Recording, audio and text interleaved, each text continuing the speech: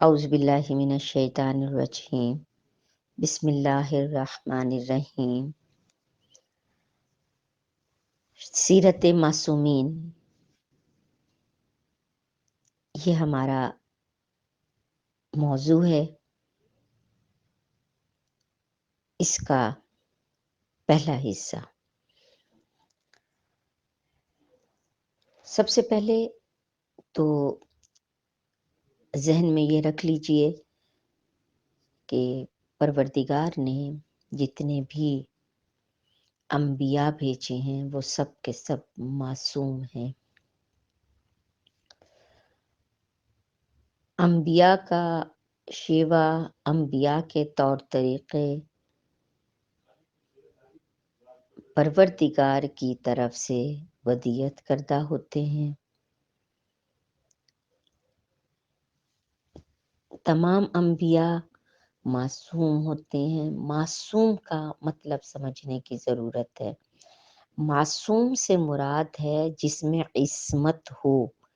عصمت سے مراد ہے گناہ سے بچنا۔ گناہ سے جو بچا ہوا ہو اس کو معصوم کہتے ہیں، یعنی جس نے کبھی بھی گناہ نہ کیا ہو۔ یعنی پروردگار کی طرف سے یہ حضرات یا یہ خواتین صاحبان عصمت ہوتے ہیں۔ جیسا کہ میں نے ذکر کیا کہ تمام انبیاء کرام 1,24,000 پیغمبر سب کے سب معصوم ہیں۔ ان سے گناہ سرزد نہیں ہو سکتا۔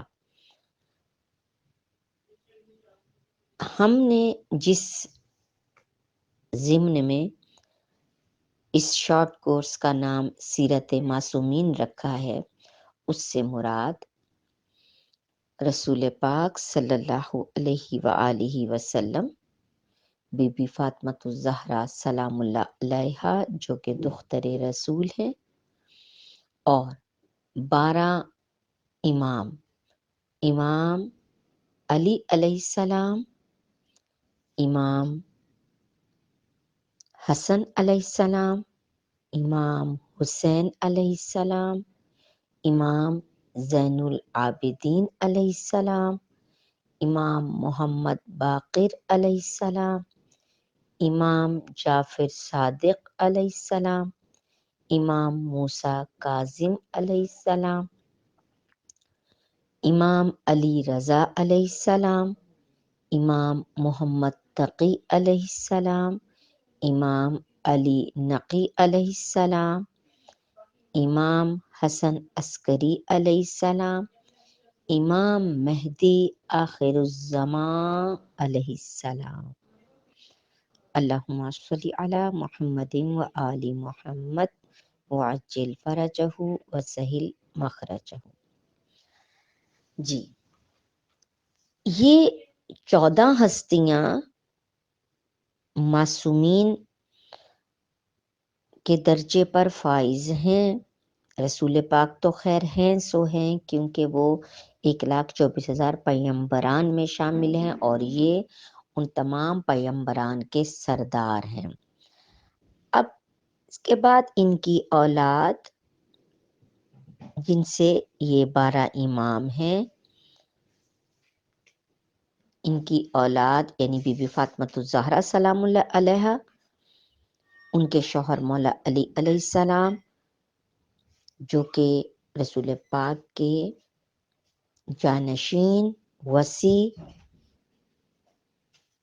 جانثار اور چچا زاد بھائی بھی ہیں، داماد ہیں۔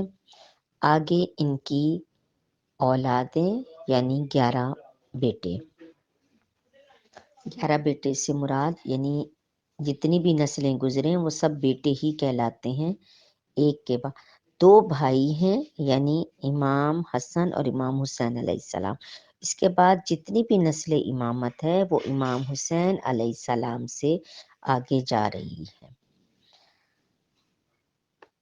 یہ ساری تفصیل، یہ بڑی بنیادی باتیں ہیں۔ ان کے بتانے کا مقصد یہ ہے کہ ہم یہ جان لیں کہ ہمارے رہنما کون ہیں، کیسے ہیں،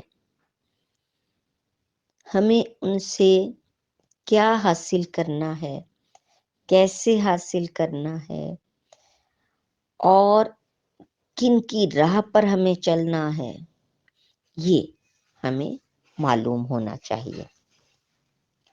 اب ان معصومین کی زندگیوں پر ہم روشنی ڈالیں گے، ہم ان کو سمجھنا شروع کریں گے، معلوم ہوگا کہ یہ ہستیاں جب اس دنیا میں آئیں کیا حالات تھے، ان کے والدین کون تھے، اور ان کے ساتھ زندگی میں کیا کچھ بیتا ہے، انہوں نے جدوجہد کیسی کی، ان کے مقاصد کیا تھے، اور پھر اس زندگی کا اختتام کس طرح سے ہوا۔ انشاءاللہ تعالی ہم اس سلسلے کو جاری رکھیں گے۔ اس حوالے سے آج رسول پاک صلی اللہ علیہ وآلہ وسلم کے حوالے سے ہم آغاز کرتے ہیں۔ تھوڑا سا میں ذکر کروں گی۔ رسول پاک کے اس دنیا میں آنے سے پہلے کچھ واقعات رونما ہوئے، گویا وہ نشانیاں تھیں، وہ بشارتیں تھیں، اور یہ صرف ویسے ہی کہی ہوئی بات نہیں ہے، بلکہ یہ جو سابقہ الہامی کتابیں تھیں ان میں، جو صحیفے تھے ان میں ذکر تھا۔ اب توریت میں حضرت موسیٰ بیان کردہ بشارتیں ہیں، اور حضرت ابراہیم کی بیان کردہ ہیں، حضرت داؤد کی ہیں، اور بہت سارے انبیاء کرام ہیں جن کے ناموں سے ہم آشنا نہیں ہیں زیادہ، لیکن وہ ہیں، جیسے میں آپ کی خدمت میں عرض کرتی ہوں، اوپینا، وحقوق، حزقیل، دانیال، شعایہ، یہ بھی انبیاء تھے اور ان کی بھی بشارتیں موجود ہیں۔ زبور میں ہے کہ حضرت داؤد علیہ السلام نے کہا، خداوند زمانہ فطرت کے بعد سنت کا ایک قائم کرنے والا بھیج۔ عیسیٰ نے انجیل میں کہا، بار قلیتا میرے بعد آنے والا ہے، وہ ہر شے کے کلمات کی تفسیر بیان کرے گا، اور میری گواہی اس طرح دے گا جیسے میں اس کی گواہی دے رہا ہوں۔ میں امثال کو لایا ہوں اور تمہارے پاس وہ تاویل کو لائے گا۔ بہرحال یہ کچھ ایسی بشارتوں کا تذکرہ ہے جو سابقہ الہامی کتابوں میں ہے۔ اب کچھ تاریخ کی طرف چلیں تو ہمیں یہ پتہ چلتا ہے کہ ایک صاحب تھے، کعب بن لوئی بن غالب، ان کے پاس ہر جمعہ کو لوگ جمع ہوتے تھے۔ اس دن کا نام اس زمانے میں، یعنی جمعہ کا نام اس زمانے میں عروبہ تھا۔ کعب نے جمعہ نام رکھا۔ کیوں نام رکھا جمعہ؟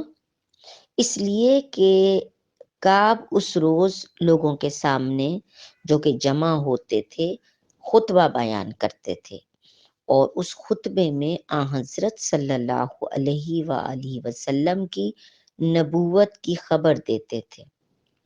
انہوں نے جو آخری خطبہ دیا وہ اصحاب فیل کے واقعہ سے 520 برس پہلے دیا تھا، یعنی 550 سال پہلے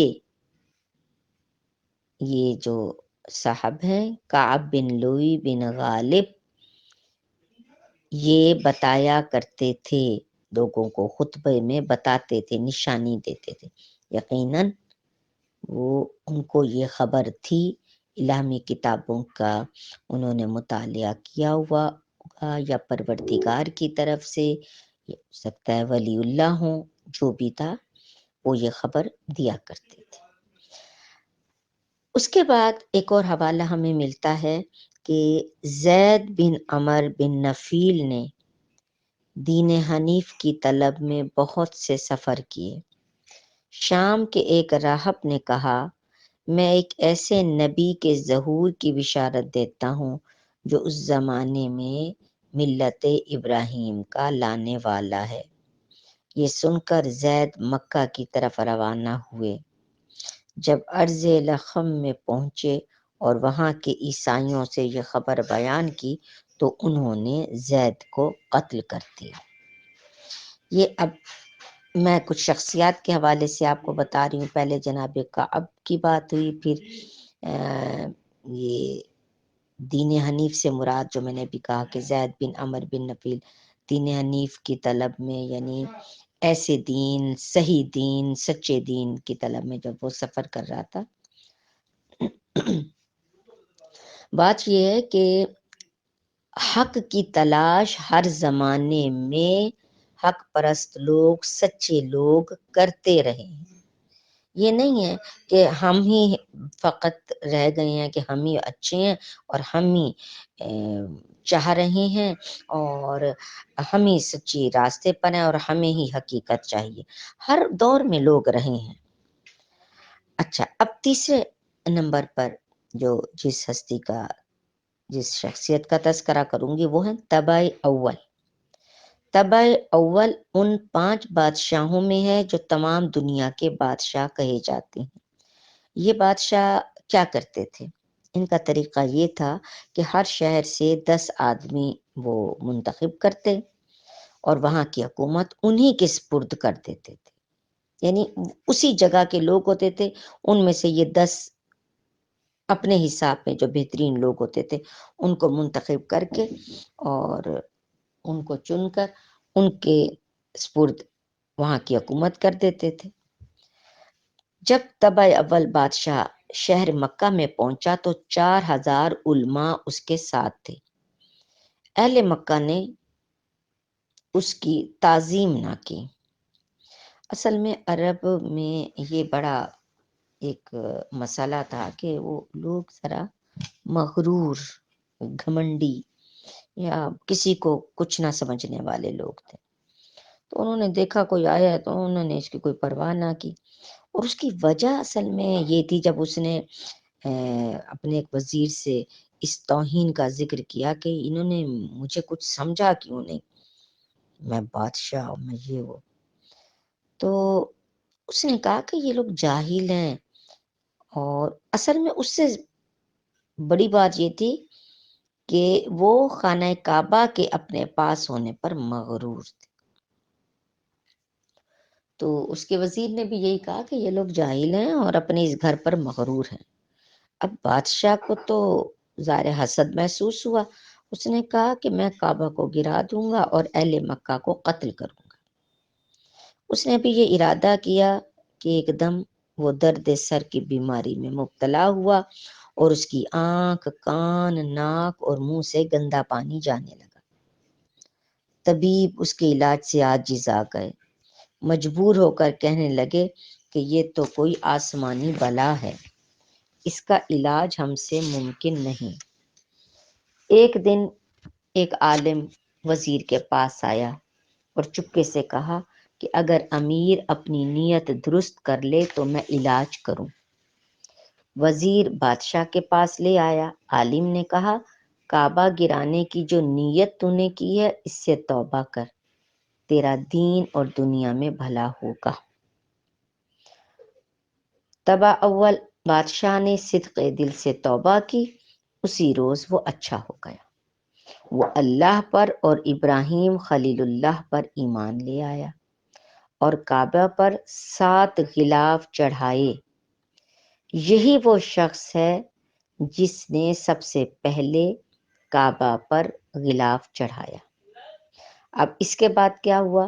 اس کے بعد وہ مدینہ آیا، یہاں اس کے ساتھ 4000 عالم جو آئے تھے، ان میں 4 سو جدا ہو گئے تاکہ مدینہ میں سکونت کریں، ارد گرد یعنی وہ پھیل گئے کہ وہ مدینے میں ہی رہیں۔ وزیر نے کہا یہاں رہنے میں کیا مصلحت ہے؟ انہوں نے کہا بیت اللہ کا شرف اس ذات کی وجہ سے ہے جس کا نام محمد ہوگا اور جن کی جائے ولادت مکہ ہوگی اور مقام ہجرت مدینہ۔ ہم اس امید میں یہاں ٹھہرے ہیں کہ شاید ان کو یہاں پالیں۔ جب بادشاہ نے سنا تو خود بھی 1 سال تک وہاں ٹھہرا رہا اور ان 400 عالموں کے 400 گھر بنوا دیے۔ ایک بڑے عالم گزرے ہیں ابن بابویہ، یہ شیخ فرید کے والد ہیں۔ ان کا مزار روضہ بی بی معصومہ قم کے قرب میں واقع ہے اور بہت بڑے عالم، اور جتنا خزانہ ہمارے پاس کتابوں کا ہے، مستند کتابوں کا، ان میں ان کا بہت بڑا حصہ ہے۔ انہوں نے ایک کتاب لکھی، کتاب النبوہ۔ اس میں لکھا ہے کہ امام جعفر صادق علیہ السلام نے فرمایا کہ تبع اول نے قبیلہ اوس و خزرج سے کہا کہ تم یہاں رہو جب تک نبی آخر الزماں کا ظہور ہو، اگر میں نے ان کو پا لیا تو میں ان کی خدمت کروں گا۔